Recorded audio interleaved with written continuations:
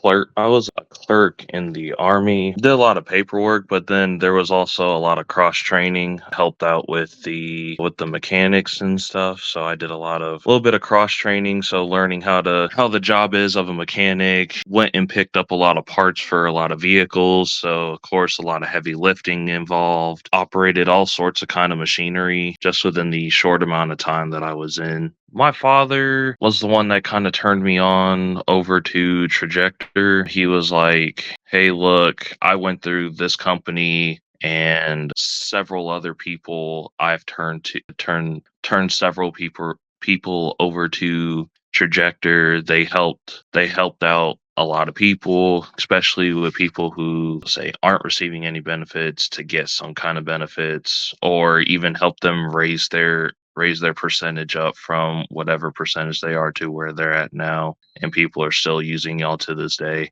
I was like, okay, well, let's give it a shot.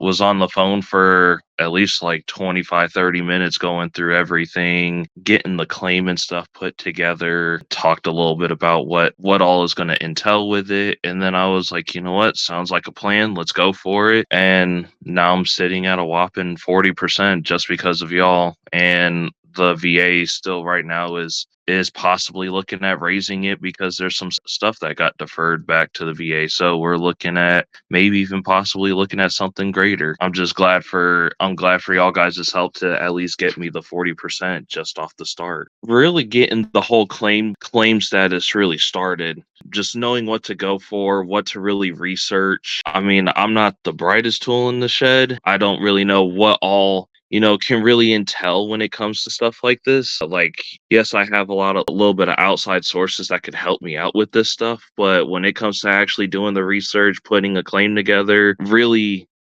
pushing the VA to be like, hey, look, this guy is, he's got some pain issues, and he's not what he used to be like before the military.